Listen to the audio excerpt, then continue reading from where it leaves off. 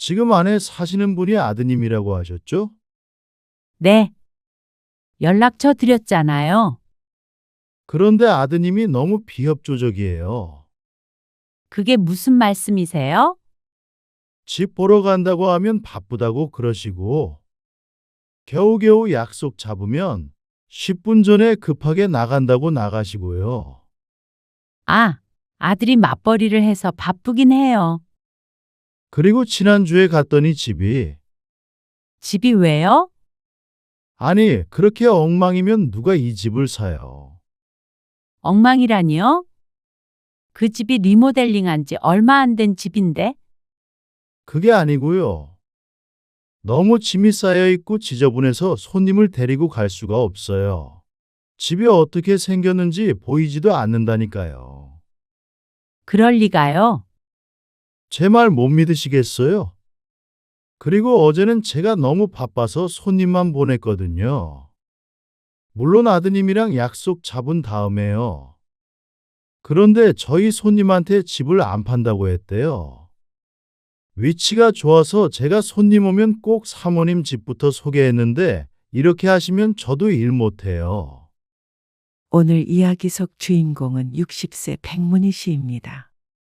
그리고 그녀의 아들과 며느리에 관한 이야기이죠.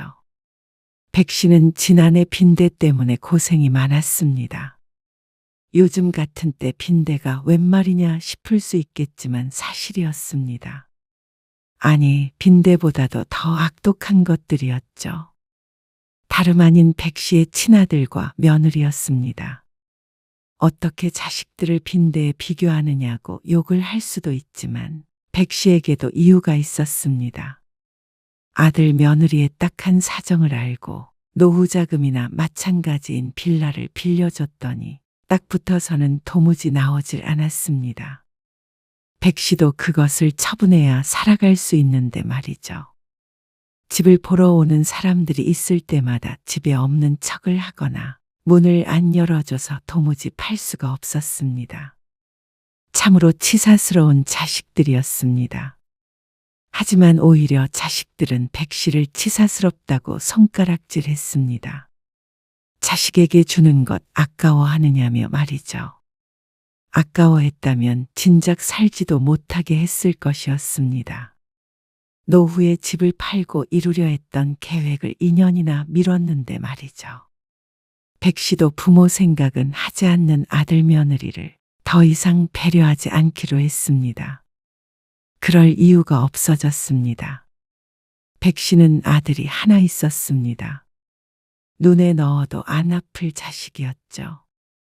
자식 하나 낳아 키우며 백 씨 부부는 열심히도 살았습니다. 그래서 50이 넘었을 때는 노후 자금이라고 할 수 있을 만한 집이 한 채 더 생겼습니다. 그렇다고 대단한 것이라고는 할 수 없었고 작은 빌라에서 오래 살다가 새 아파트로 이사를 가게 된 것이었습니다. 살던 빌라는 두고 말이죠. 사실상 그게 평생 모은 재산이라고 할 수 있었습니다. 이번에 그 부부 더 산다고 안 하지? 집 알아보고 있대요. 집 사서 나간다고. 아이고, 잘 됐네. 한일 2년 더 살 줄 알았더니. 나도 그런 줄 알았는데. 잘 됐지 뭐예요? 그러게. 시기가 딱 맞는구만. 백 씨 부부는 살던 빌라를 새놓았습니다. 남편이 은퇴할 때까지는 세를 주다가 은퇴한 후에는 남편과 함께 그 돈으로 노후 자금을 하고 식당도 하나 차려서 운영하기로 했죠. 지금 살고 있는 신혼부부의 계약 만기가 6개월 남았는데 시기가 좋았습니다. 몇 달 전에 남편이 은퇴를 했는데 천천히 쉬면서 집을 처분하면 될 것 같았습니다. 그런데 그 소식을 어떻게 하다가 들었는지 갑자기 아들이 찾아왔습니다. 아버지, 그 세입자가 나간다고요. 그걸 어떻게 알았냐? 아, 저번에 왔다가 엄마랑 말씀하시는 거 우연히 들었어요. 그런데 그게 왜? 부탁드리고 싶은 게 있어서요. 백 씨와 남편은 어리둥절한 표정으로 서로를 바라보았습니다. 그런데 아들의 입에서 나온 말들이 너무 놀라웠습니다. 저희가 지금 상황이 복잡해요. 그래서 당장 집에서 나가야 할 판인데 그 돈으로 마땅히 갈 데가 없어요.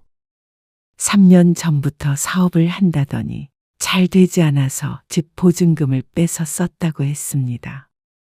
전세에서 월세로 바꾸며 말이죠. 그래서 전세금을 홀랑 날려먹은 거야? 그 안에는 백씨 부부가 아들 결혼할 때 보탠 돈도 포함이 되어 있었습니다. 아주 큰 돈은 아니었어도 사업으로 홀랑 날려버릴 만큼 보잘것 없지도 않았습니다. 그래서 안 그래도 다른 월세집을 구하려고 생각 중이었거든요. 작은 데라도. 네, 어머님. 반지하요. 아이고, 애까지 데리고 반지하에서 어떻게 살아, 어? 백 씨는 이 말을 짚었습니다. 어린 자식을 어떻게 반지하에서 키운다는 것인지 말이죠. 그래서 무슨 부탁을 한다는 거야? 그 집에서요. 저희가 잠시 좀 살 수 있을까요? 뭐, 올해는 아니고요. 저희 좀 자리 잡을 때까지만요. 저 다시 취직하려고 그러거든요. 아, 그런데 엄마 아빠도 그 집 팔아서 식당 차리려는 거 알잖아. 알죠? 당연히 저도 알죠. 오래전부터 계획했던 걸 알면서도 그런 부탁을 하는 아들의 속이야 오죽할까 싶었습니다. 아들이 돌아가고 나서 백씨 부부는 머리를 맞대고 고민했습니다. 그런데 고민을 하기도 전에 이미 정해져 있던 일이 아닐까 싶었습니다. 어린 자식을 데리고 반지하 월세를 구하겠다는 자식을 어떻게 두고 볼까요? 그런 자식을 놔두고 집을 팔아 식당을 차리겠다는 부모는 세상 천지에 없을 것이었습니다. 그러면 좀 미루지 뭐. 그거 안 차린다고 당장 어떻게 되는 것도 아니고. 그래서 결국 백씨 부부는 그 빌라를 아들 내외에게 내주기로 했습니다. 그런데 너 취직하고 자리 잡으면 나와야 해. 알지? 알죠? 사실 백 씨는 1년 정도 생각하고 있었습니다. 아무리 오래 살아도 2년 이상은 안 살아요. 저희도 그 전에 돈 모아서 나갈게요. 그런데 보증금을 좀 더 모으려면 아들의 말처럼 적어도 2년은 있어야 할 것 같았습니다. 딱 2년이에요. 그래서 몇 달 뒤 세입자가 나갔을 때 아들네가 들어와 살게 되었습니다. 어머님, 정말 감사해요. 감사합니다. 잘 살게요. 당장 월세는 못 드려도 자리 잡아서 나중에 한 번에 다 갚을게요. 그래. 잘 살아. 그러던 어느 날이었습니다. 어머님, 거실 화장실의 욕조가 깨졌더라고요. 어머, 그래? 전에 살던 사람은 그런 말 안 하던데. 그 사람들이 그랬나? 세면대도 시원치 않고요. 수리해야 할 것 같아? 어머님.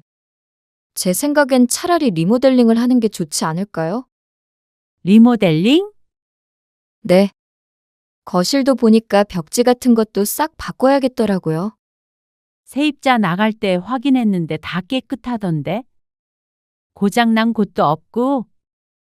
그러면 욕실에 고장난 것만 고치고 나머지는 그냥 두자. 어차피 너희가 계속 살 것도 아니고 팔 거잖냐? 에이, 그래도 리모델링 하면 팔 때도 더 받을 수 있잖아요. 그러니까 리모델링을 좀 하는 게 어떨까요? 백 씨가 생각지도 못한 제안이었습니다. 5년 전에 부분적으로 리모델링을 해서 겉보기에는 깔끔한 편이라고 생각했습니다. 어차피 저희도 2년 살다 나가면 리모델링하고 거의 새 거인 상태로 내놓는 거잖아요. 그럼 훨씬 잘 팔리죠. 그리고 무엇보다 아기도 좀 더 깨끗한 데서 키우고 싶고. 그래, 상의해 볼게.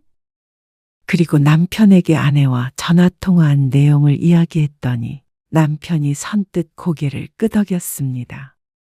해줘. 어차피 고친 거 어디 가는 거 아니잖아.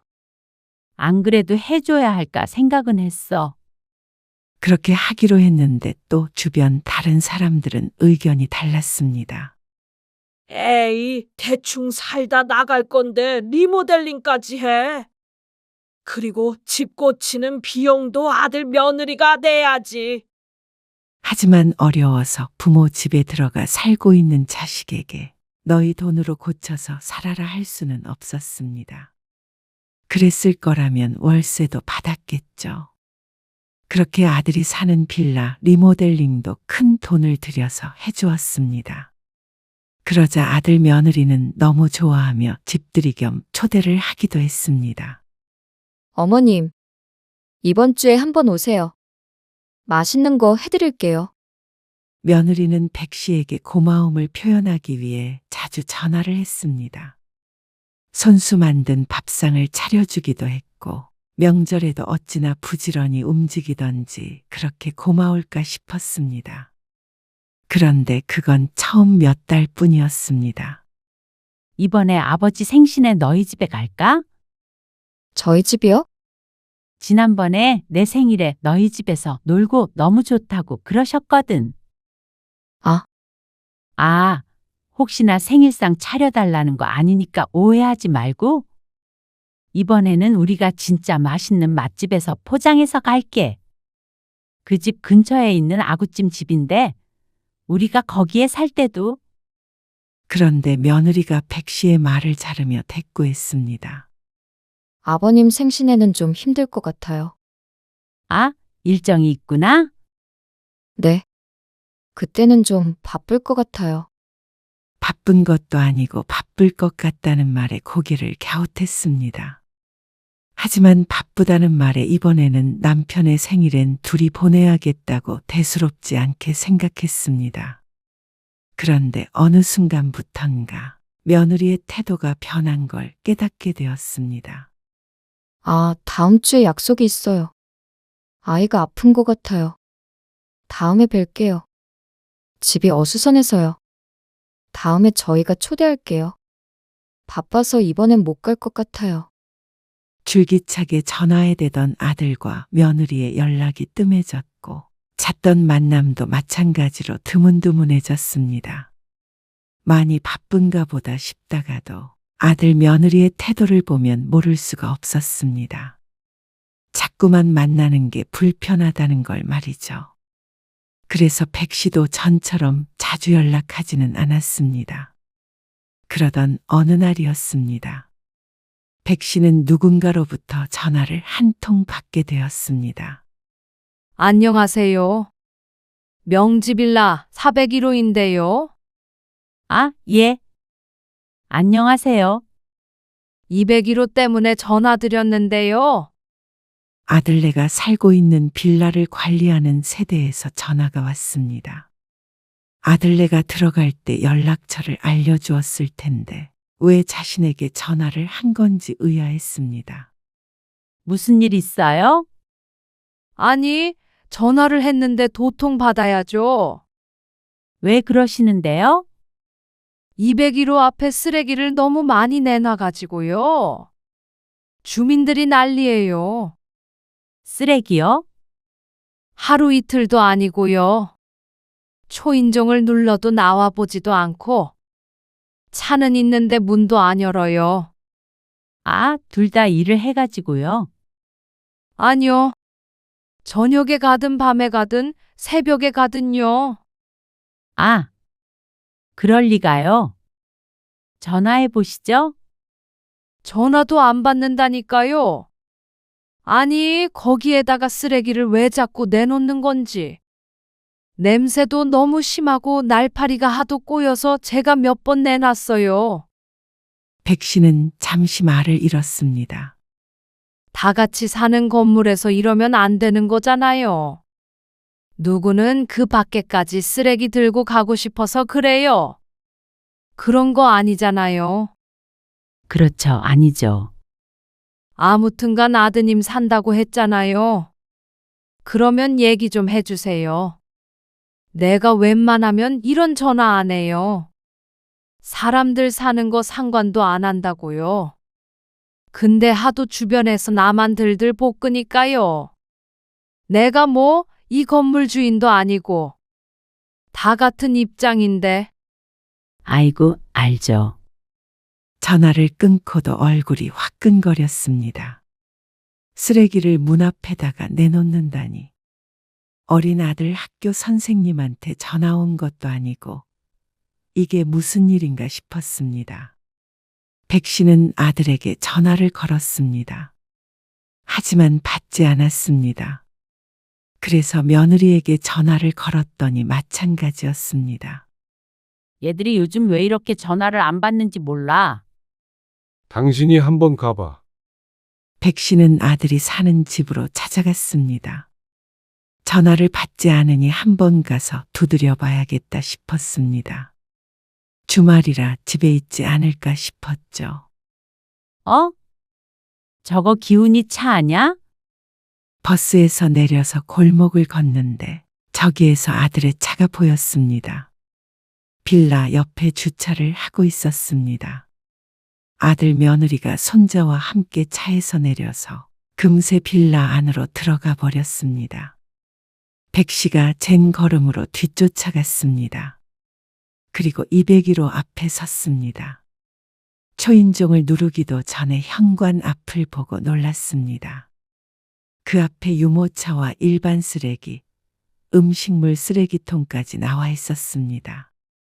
자기 집 베란다처럼 복도를 쓰고 있는 모습에 인상이 찌푸려졌습니다. 백 씨에게 전화를 한 여자에게 조금 화가 났었는데 이 상태를 보니 전화할 만했다고 생각했습니다. 어머, 이게 뭐야?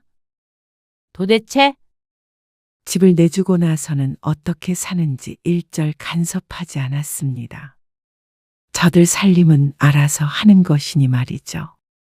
이사한 지 얼마 안 돼서 왔을 때는 깔끔하더니 이게 무슨 일인가 싶었습니다. 그런데 초인종을 눌러도 도무지 아무도 나와보질 않았습니다. 뭐야? 방금 들어갔는데? 전화를 걸어보아도 받질 않았죠.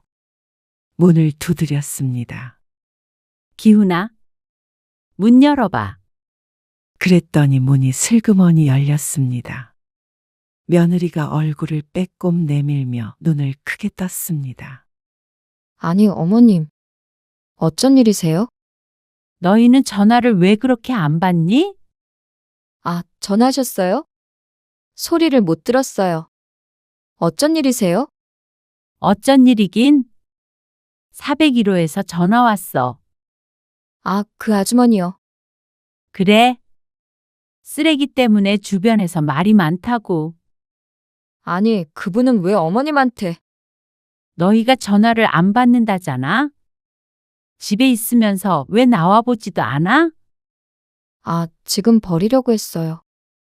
며느리가 슬그머니 나와서 쓰레기 봉투를 집었습니다. 백 씨도 그 옆에 있는 걸 함께 들어주었습니다. 밖으로 나가며 백 씨가 며느리에게 말했죠. 나갈 때 들고 나가면 되잖아. 먼 것도 아니고 네, 잘 지내고 있지? 어디 고장 나거나 불편한 거 없고? 아, 네. 살기 정말 좋은 것 같아요. 학교도 가깝고 이 동네 좋더라고요. 그래. 그래서 여기 근처에 젊은 부부들이 많이 살아. 그러면 이 집 근처로 알아보면 되겠네. 네? 이사 나갈 집 말이야. 알아보고 있는 거지? 아, 요즘 새도 많이 올랐더라고요.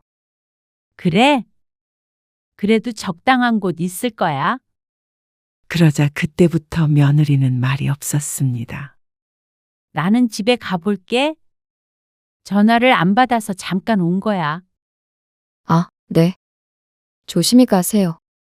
백 씨는 며느리 집에 들어가지 않고 곧장 집으로 돌아왔습니다. 갑작스럽게 찾아온 것이라 방문을 하게 되면 며느리가 부담스러울 것 같았죠. 그렇게 한 달쯤 지났을 때였습니다. 약속된 인연이 한 달 앞으로 다가온 때였죠. 어느 날 아들에게서 전화가 왔습니다. 그런데 뜻밖의 말을 꺼냈습니다. 엄마, 저희가 생각을 좀 해봤는데요. 이사 말이에요. 그래. 잘 알아보고 있어? 이 집에서 그냥 저희가 사는 게 어떨까 해서요. 뭐? 그 집에서? 그 집 판다니까? 저희는 집이 없고 엄마는 남는 집이 있고 저희가 안 살 이유가 있나요? 남는 집이라니. 세상에 남는 집이 어디 있어? 그 집은 우리 노후 자금이야. 알잖아. 식당 차리는 것도 2년 미뤘어. 식당은 보증금 얼마 안 들잖아요. 굳이 팔 것까지 있어요? 이 집 저 주시면 제가 담보대출 조금 받아서 드릴게요. 한 3천이면 차리지 않나? 그러니까 말하자면 3천만 원을 줄 테니 그 집을 공짜로 달라는 말이었습니다. 순간 어이가 없어서 말이 안 나왔습니다. 그걸 어떻게 이렇게 당연하다는 듯이 말하는지 몰랐습니다. 3천만 원으로 식당을 어떻게 차려? 그리고 식당만 차리면 끝이야? 엄마 아빠가 평생 번 돈이야. 그걸 어떻게 너한테 다 줘? 나중에 물려주실 거 지금 미리 주신다고 생각하시면 엄마 아빠가 죽기라도 했니? 그런 말이 아니고요. 아직 준비가 안 됐어요. 준비가 안 됐다니. 둘 다 일하고 있고 잘 살고 있잖아. 너희 먹고 살만 해진 것 뻔히 아는데. 그래봤자 또 월세로 갈 수는 없잖아요. 요즘에 전세자금 대출도 잘 돼 있잖아. 이 집에 살다 보니 정도 들었고요. 그러면 너희가 사면 되겠네. 저희가 그럴 만한 돈이 어디 있어요? 작은 집이지만 매매를 하려고 하면 수억이었습니다. 그래도 2년간 공짜로 살며 돈을 모았으면 제 살 길은 찾지 않았나 싶었죠. 2년이면 엄마 아빠도 충분히 기다려줬어. 월세를 받아도 그게 얼만데. 너희도 집에 나가는 돈 아꼈잖아. 이제는 엄마 아빠 집은 돌려줘야 할 거 아니야? 백 씨의 말이 사실이었습니다. 월세를 내놓았어도 2년이면 큰 돈이었습니다. 이 정도면 부모로서 충분히 자식을 배려했다고 생각했습니다. 무엇보다도 백씨 부부는 계획이 있었습니다. 그걸 백지화 하자는 말에 고개를 저을 수밖에 없었습니다. 너무하시네요. 그렇게 전화를 끊고 마음이 좋지 않았습니다. 꼭 아들을 쫓아내는 것 같았습니다. 약속이 다 되었던 일인데 말이죠. 하지만 마음이 안 좋다고 집을 홀랑 줘버릴 수는 없었습니다. 아들 며느리 둘이 열심히 벌면 집 한 칸은 마련할 수 있을 것이었습니다. 그런데 아들이 참 도와주질 않았습니다. 저희는 못 나가요. 뭐? 잘 살고 있는데 어디로 가라는 말씀이세요? 엄마는 손주가 불쌍하지도 않으세요?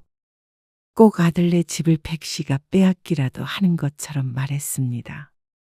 손주까지 들먹거리니 백씨는 자신이 비정한 사람이 된 것 같아 찜찜했습니다. 그래도 약속한 게 있잖아. 안 나오겠다고 버티면 어떻게 해? 이럴 줄 알았으면 거기 들어가서 살라고 안 했지. 옆에서 듣고 있던 남편이 휴대폰을 뺏어들며 말했습니다. 남편이 적극적으로 아들네를 도와주라고 했었는데 아들의 태도에 화가 난 듯 했습니다. 미리 좀 주시면 안 되냐고요. 미리 아예 장례를 치르지 그러냐? 엄마 아빠는 뭐 먹고 살라는 거야? 당장 죽으라는 소리야? 아니, 대출 받아 드린다니까요. 아, 그러니까 왜 내 집 대출을 네가 받아서 주느냔 말이야. 아버지, 자식이잖아요. 부모 돈이 자식 거야? 그러면 너희 돈은 우리 거냐? 약속은 약속이야. 부동산에 내놓을 테니까. 아들은 결국 마지못해서 알았다고 했습니다. 한참을 하소연하고 투덜대더니 백기를 든 것이었죠. 집주인이 나가라고 하는데 장사 있겠나 싶었습니다. 대신 팔리면 그때 나갈게요. 그 전에 쫓아내지는 않으실 거죠? 그래. 그게 뭐 어렵냐? 팔릴 때까지는 살아. 그런데 아들도 내심 생각이 있었던 모양이었습니다. 지금 안에 사시는 분이 아드님이라고 하셨죠? 어느 날 부동산에서 전화가 왔습니다. 네. 연락처 드렸잖아요. 그런데 아드님이 너무 비협조적이에요. 그게 무슨 말씀이세요? 집 보러 온다고 간다고 하면 바쁘다고 그러시고, 겨우겨우 약속 잡으면 10분 전에 급하게 나간다고 나가시고요. 아, 아들이 맞벌이를 해서 바쁘긴 해요. 그리고 지난주에 갔더니 집이 왜요? 아니, 그렇게 엉망이면 누가 이 집을 사요? 엉망이라니요? 그 집이 리모델링한 지 얼마 안 된 집인데? 그게 아니고요. 너무 짐이 쌓여 있고 지저분해서 손님을 데리고 갈 수가 없어요. 집이 어떻게 생겼는지도 안 보여요. 그럴 리가요. 제 말 못 믿으시겠어요? 그리고 어제는 제가 너무 바빠서 손님만 보냈거든요. 물론 아드님이랑 약속 잡은 다음에요. 그런데 저희 손님한테 집을 안 판다고 했대요. 백 씨는 눈을 질끈 감았습니다. 위치가 좋아서 제가 손님 오면 꼭 사모님 집부터 소개했는데 이렇게 하시면 저도 일 못해요. 어쩐지 아들 내외의 꿍꿍이를 알 것 같았습니다. 너희 뭐 하자는 거야? 아들이 전화를 받지 않아 며느리에게 전화를 했잖아요. 그러자 며느리가 아예 가면을 벗어던졌습니다. 살라고 주셨으면 끝까지 살게 해주셔야지. 어떻게 이렇게 쫓아내세요? 내가 뭘 너희를 쫓아낸다는 거야? 그렇게 하기로 하고 들어갔던 거잖아. 2년 뒤면 충분하다고, 나중에 갚겠다고도 했잖아. 이게 갚는 거니? 어머님 손자도 같이 사는 집이에요. 이렇게 쫓아내시고 편히 주무시겠어요? 헛웃음이 나왔습니다. 마지막 말은 꼭 협박처럼 들리기도 했습니다. 저들을 나가게 하면 천하의 쓰레기라도 되는 듯이 말하는 며느리 때문에 기가 찼습니다. 지난번에 찾아갔을 때 동네가 좋다 어떻다 하더니 그 집에서 눌러앉으려고 백 씨를 떠본 것 같았습니다. 저는 이 집 마음에 들어요. 마음에 든다면서 그렇게 지저분하게 하고 쓰레기 내놓고 그랬니? 그리고 내 집을 마음에 들어 하면 어쩌겠다고? 기훈 씨랑 얘기해 보세요. 며느리는 전화를 끊어버렸습니다. 아들이랑 통화가 됐다면 며느리에게 전화할 일도 없었을 것입니다. 백 씨는 기가 막혀서 휴대폰을 들고 허공을 한참 쳐다보았습니다. 그래서 다음날 아들네 집으로 직접 찾아갔습니다. 주차장에 차가 세워진 걸 확인하고 공동현관을 지나쳐 2층으로 올라가는 계단을 밟았습니다. 그런데 복도에 사람 목소리가 들렸습니다. 그게 정말이에요? 그렇다니까요. 저희도 속았어요. 바로 작년이래요. 그래서 이사 가려고 급히 집 알아보고 있어요. 그러니까 이 집에서 사람이 죽었다는 말씀이시죠? 아유, 말도 마세요. 끔찍해요. 그러자 집을 보러 온 듯한 여자가 깍 비명을 질렀습니다. 아니, 부동산에서는 그런 말도 안 해줘? 해주겠어요? 집을 팔아야 수수료를 받아먹는데. 그러니까 여기는 사지 마세요. 남 같지 않아서 드리는 말씀이에요. 감사해요. 정말로. 여보, 가자. 부부처럼 보이는 남녀가 계단을 지나쳐 내려갔습니다. 입을 쩍 벌리고 있던 백 씨가 서둘러 2층으로 올라갔습니다. 그리고 막 닫히려는 202로 현관문에 발을 찔러 넣었죠. 뭐 더 물어볼 거 있으세요? 다시 나온 며느리가 백 씨의 얼굴을 보더니 희게 질렸습니다. 어머님, 어쩐 일이세요? 여기에서 누가 죽었다고 그래? 2년 전부터 너희가 살고 있었고 그전에는 신혼부부가 잘 살다가 집 사서 나갔는데 도대체 누가 죽어? 그게요. 참 살다 살다 황당한 일 다 겪겠다. 이러면 그래 너희 살아라 할 줄 알고 그러니? 그러면요? 끌어내시게요? 못할 것 같니? 자식에게 소송이라도 하시게요? 어떻게든 팔고 만다. 다음 날 백 씨는 다시 부동산에 전화를 걸었습니다. 저 명지빌라 201호 내놓은 사람인데요. 안에 사람이 살고 있는 상태로 매수할 사람을 좀 알아봐 주세요. 새 주신 거 아니고 아드님이라면서요? 네. 그 상태로 매수할 사람에게 팔려고요. 에이, 누가 사겠어요? 번거롭게. 대신 매매 가격을 낮출게요. 얼마나요? 백 씨의 대답을 듣고 그만하면 거래가 되겠는지 부동산에게서 긍정적인 대답을 들었습니다. 그 정도면 괜찮을 것 같네요. 네. 대신 조건을 명확하게 해주세요. 현재 무단점 유자가 있으니까 명도 책임은 매수인 부담이라고요. 네. 알겠습니다. 백 씨는 아들 손주를 쫓아낸 매정한 부모가 될 생각이 없었습니다. 그리고 그렇게 감정 소모되는 일도 하고 싶지 않았고 더는 식당을 차리는 걸 지체할 수 없었습니다. 무엇보다 아들 며느리와 더는 마주하고 싶지도 않았습니다. 그래서 차라리 시세보다 저렴하게 내놓는 방법을 택했습니다. 어차피 권리가 없이 살고 있으니 소송만 하면 내보낼 수 있을 테니까 살려는 사람이 있을 거라고 생각했습니다. 그리고 매매는 예상보다 빨리 진행됐습니다. 찾는 손님이 많다더니 그런 조건에도 수락을 한 모양이었습니다. 내부를 못 보는데도 상관이 없다고 했습니다. 어차피 다시 리모델링을 할 생각이라며 말이죠. 백 씨는 아들에게 알리지 않았습니다. 알릴 필요도 없다고 생각했습니다. 계약이 완료되고 소유권이 넘어간 지 조금 지났을 때였습니다. 어머니, 이게 뭐예요?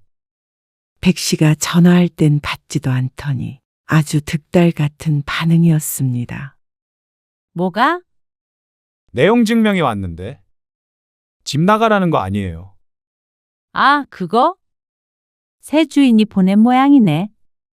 새 주인이요. 이 집을 팔았다고요? 그래. 어떻게 집도 안 보고 사요? 명지빌라 내부 구조는 인터넷 치면 다 나오는데 뭐. 아니, 어떻게 저희한테 말도 안 하고. 말하면 뭐가 달라지니? 어차피 너희는 약속된 시간이 지났고, 나는 팔기로 했고, 내 집 파는데 너희 허락 받아야 하니? 가족 아니에요? 너는 가족 뒤통수를 그렇게 치니?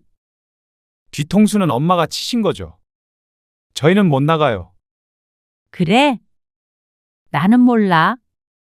집 주인한테 말해야지. 나한테 말해서 뭐하니? 살려면 계속 살아봐라. 엄마, 하지만 아들 며느리가 버틸 수 있을 리가 없었습니다. 법 앞에서는 아무 소용이 없었죠. 그렇게 몇 달 뒤에 아들 며느리는 그 집을 떠나야 했습니다. 아들에게서 원망의 전화가 왔지만 그런다고 한들 백 씨가 할 수 있는 일이 없었습니다. 이제는 백 씨의 집이 아니니까 말이죠. 좀 더 비싸게 팔 수도 있었지만 백 씨는 집을 판 그 순간부터 후련했습니다. 이런저런 골머리 안 썼고 처분할 수 있어서 차라리 나았습니다. 그리고 어차피 집이 매매도 쉽게 안 되는 요즘에 그런 조건이 아니었어도 결국엔 매매가를 낮추지 않았을까 싶었습니다. 좋게 생각하기로 했습니다. 다시는 저희 볼 생각 마세요. 그래? 볼 생각은 없는데. 용건은 남아있네. 그리고 아들에게는 또 다시 내용 증명이 날아갔습니다. 리모델링 비용과 지난 2년간의 월세를 청구하는 내용이었습니다. 그 전에 세를 놓았던 것을 기준으로 상당한 금액을 토해내라는 것이었습니다. 그리고 손해배상도 청구했습니다. 아들네 때문에 집을 시세대로 팔지도 못했으니 말이죠. 당연히 아들네는 길길이 날뛰었습니다. 하지만 나중에 갚기로 했으니 갚는 게 맞았습니다. 그리고 너희가 뭐가 예쁘다고 볼 생각을 해? 걱정은 붙들어 매라. 백 씨는 바쁜 나날을 보냈습니다. 남편과 함께 식당 개업을 준비했습니다. 가게 계약을 하고도 통장에 목돈은 남아 있었습니다. 만약 정상적으로 집을 팔았더라면 아들을 조금이라도 도와줬을 것이었습니다. 부모 마음이란 게 그런 것이었으니까 말이죠. 그런데 이번에 정신이 들었습니다. 이 돈은 꽉 쥐고 절대 주지 않을 생각이었습니다. 여태 베푼 것만으로도 충분히 부모 도리가 되었다고 여겼죠.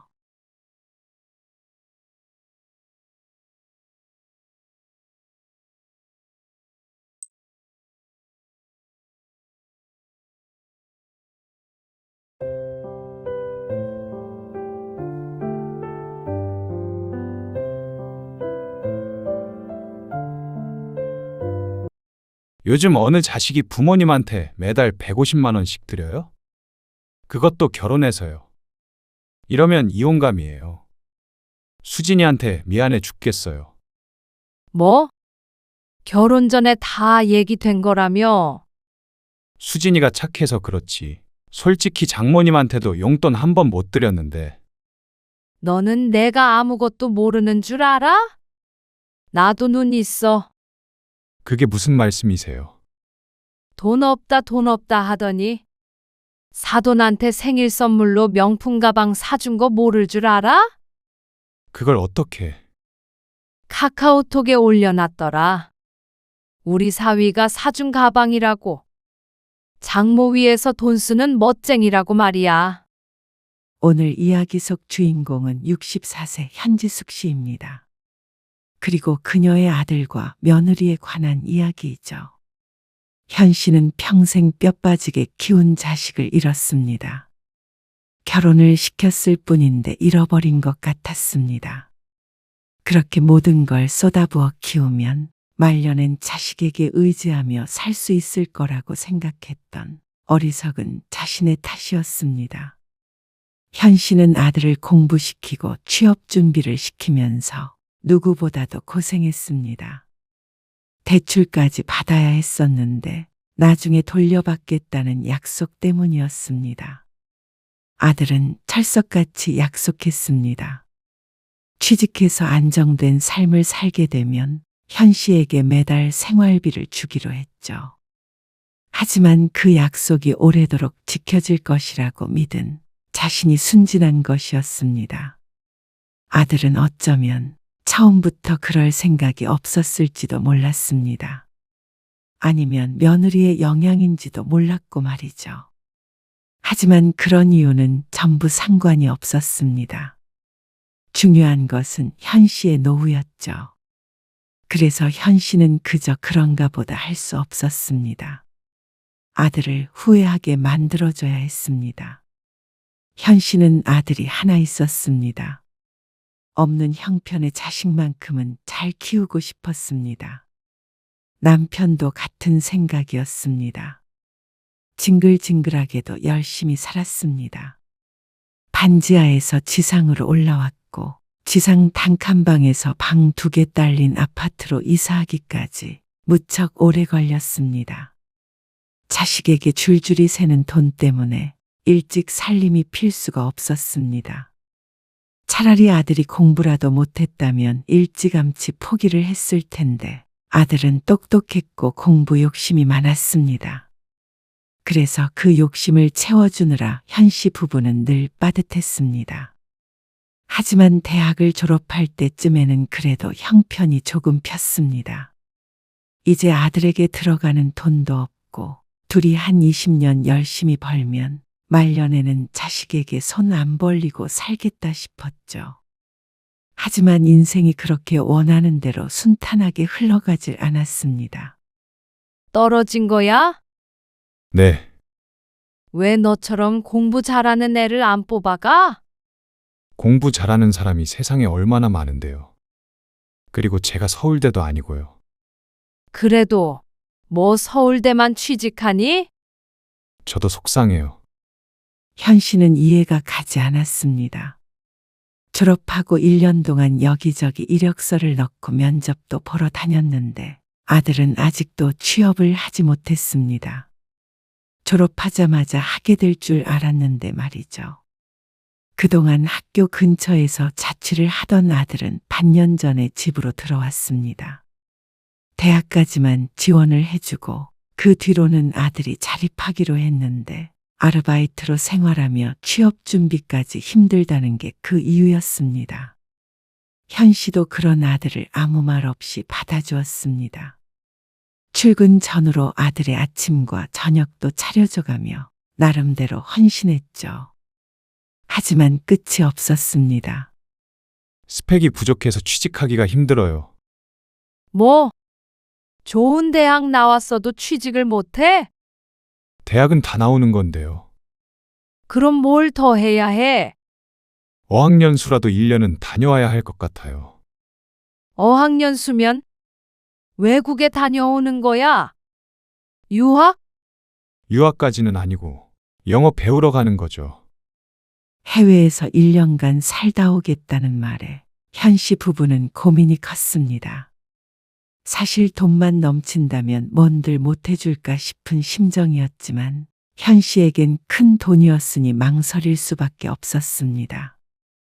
애초에 대학교 때까지만 지원해주기로 했던 거 알지? 비록 아들의 이름으로 학자금 대출을 받기는 했지만 그건 상환해야 하는 때가 왔을 때 현 씨 부부가 갚을 예정이었습니다. 그래서 현 씨는 아들을 대학 보내줬다고 말할 수가 있었죠. 알아요. 바로 취직할 줄 알았는데. 요즘은 경쟁사회잖아요. 저 취업할 때까지만 도와주세요. 그러면 나중에 꼭 갚을게요. 엄마 아빠도 그러고 싶어.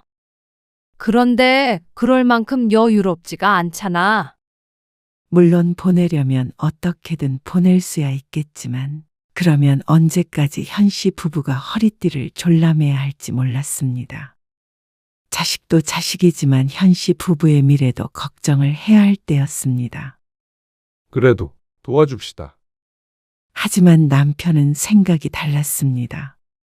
하나밖에 없는 아들이 취직을 잘해야 우리 집 살림도 피는 거라면서 말이죠. 꼭 갚는다잖아. 나는 승록이 스스로 자립하고 우리도 우리 살 길은 우리가 찾는 게 좋다고 생각해요. 그래도 지원을 받아서 하루빨리 취직하는 게 애 미래에 좋을 거 아냐. 아들이 잘 살아야 우리가 잘 사는 법이야. 현 씨는 남편의 말에 한숨을 쉬었습니다. 지금이 그런 때인가 싶었습니다. 현 씨도 자식을 잘 키우기 위해 평생을 노력했습니다. 그래서 대학 때까지는 지원을 아끼지 않았지만 더 이상은 아니라고 생각했습니다. 하지만 남편도 그렇고 아들도 꼭 갚는다며 간절히 하는데 끝까지 반대를 할 수는 없었습니다. 정말이지? 나중에 입 닦으면 안 된다. 그럴 리가 없죠. 아들의 말을 100% 믿는 것은 아니었지만 이번만 돕자 싶었습니다. 그래서 아들은 현 씨 부부의 지원을 받아서 1년간 호주로 어학연수를 다녀왔습니다. 그리고 다시 취업 준비를 시작했죠. 무슨 공부를 하겠다고? 자격증 공부요. 어학연수 다녀오면 취직할 수 있다며? 어학연수는 요즘 필수 코스고요. 그래. 네가 알아서 잘하겠지. 그런데 엄마, 아들은 공부가 더 필요하다고 말했습니다. 그래서 그 지원을 현 씨 부부에게 해달라고 했습니다. 그 말에 한숨부터 나왔습니다. 취직하면 매달 생활비 드릴게요. 어학연수, 아니, 대학 학비까지 합쳐서요. 그러면 매달 100만 원씩 줄 수 있어? 150만 원씩 드릴게요. 대신 취직할 때까지는 도와주세요. 아이고, 월급 받으면 다 줘야겠네. 좋은데 취직할 거예요. 그래서 매달 150만 원씩 드릴게요. 그러면서 아들은 각서를 쓰겠다고 했습니다. 무슨 각서야? 그래도요. 믿어주세요. 꼭 성공해서 엄마 아빠한테 효도할게요. 너 그 말 틀림없지? 당연하죠. 아들의 굳은 의지가 느껴졌습니다. 결국 현 씨는 나중에 자식에게 손 벌리지 않겠다는 스스로의 다짐을 깼습니다. 하지만 현 씨에게도 일종의 투자 같은 것이었습니다. 그래, 그럼 너의 미래에 엄마 아빠가 투자하는 셈 쳐. 그러니까 나중에 꼭 갚아야 하는 거야. 알지? 엄마 아빠 연금이라고 생각할 테니까. 네. 물론이죠. 그러고 아들은 오랫동안 취업 준비를 했습니다. 그런 아들의 학원비나 생활비 등은 전부 현 씨의 통장에서 나왔습니다. 하지만 그 기간이 너무 길어지는 바람에 나중에는 나올 것이 없어서 아파트 대출까지 받게 되었습니다. 내년에는 정말로 합격할 거예요. 아들이 이토록 취직을 하지 못하는 이유가 있었습니다. 작은 기업은 박봉이라며 꼭 큰 기업에 들어가기를 원해서였습니다. 하지만 그게 마음대로 안 되는 것 같았죠. 우리가 한 약속이 있으니까 밀어주는 거야. 소신대로 해봐. 그런 아들을 현 씨는 지지해 주었습니다. 나중에 받게 될 생활비 때문은 아니었습니다. 아들이 충분히 그만한 능력이 있다고 믿었습니다. 다만 아직 기회가 오지 않은 것이라고 생각했죠. 그러니 능력이 닿는 한은 도와주고 싶었습니다. 물론 그렇다고 아들이 약속을 지키지 않을 거라는 생각은 단 한순간도 하지 않았습니다. 그리고 아들의 장담처럼 이듬해 현 씨의 아들은 원하는 회사에 합격했습니다. 그날 저녁 아들이 현 씨 집에 찾아와 소식을 전했을 때 정말 기뻤습니다. 그동안의 노력이 헛되지 않았다는 생각이 들었습니다. 그동안 아들 먹여 살린다고 현 씨 부부가 한 고생이 이루 말할 수가 없었습니다. 그리고 첫 월급날이었습니다. 아들과 함께 좋은 식당에서 외식을 했죠. 엄마, 약속 지킬게요. 봉투 안에는 150만 원이 들어 있었습니다. 이걸 다 주면 넌 어떻게 해? 좀 더 자리 잡히면 주지. 아니에요. 저 생활할 돈도 있으니까 걱정 마세요. 첫 월급에서 떼어낸 돈치고는 적지 않은 액수였습니다. 아들이 약속했던 금액이 맞았습니다. 현 씨는 그 돈을 받으면서 가슴 한편이 뜨거워졌습니다. 아들에게서 처음으로 받아보는 돈이었죠. 다음 날 현 씨는 새로운 통장을 만들었습니다. 통장에는 승록이 생활비라고 적어 놓았습니다. 매달 나갔던 돈이 사라지고 150만 원씩 들어온다면 현 씨 부부는 노후 걱정은 없겠다 싶었습니다. 그래도 여전히 일을 하고 있었으니 말이죠. 아들이 준 돈으로 처음 한 일은 미뤄뒀던 치과 치료를 하는 것이었습니다. 남편부터 임플란트를 하나 했는데 앞으로도 하나씩 치료해 나갈 예정이었습니다. 그동안엔 매달 나가는 돈이 크니 스스로 돌아볼 시간이 없었습니다. 하지만 이제는 자식 걱정도 없고 소박하게만 살면 돈 걱정은 없을 테니 건강을 챙기자 싶었죠. 아무리 그래도 막 취직한 아들한테서 돈을 받아. 약속은 약속이지. 좀 매정한 거 아닌가? 나는 딱 그것만 받을 거야. 그 이상은 안 받아. 그 돈도 차곡차곡 모으고 있거든. 현 씨의 사정을 아는 누군가는 현 씨를 매정하다고 했지만 현 씨는 그렇게 생각하지 않았습니다. 그동안 현 씨가 빚을 지어가며 지원을 했던 아들이니 과하지 않다고 생각했습니다. 아들도 좋은 회사에 들어가서 충분히 잘 먹고 잘 살고 있었습니다. 얼마 전에는 새 차도 샀다며 자랑했습니다. 대기업이라 대출도 잘 나와서 제 돈 거의 안 들여 오피스텔을 구했다고 하기도 했습니다. 그러니 현 씨는 정당한 대가를 받는 것이라고 생각했습니다.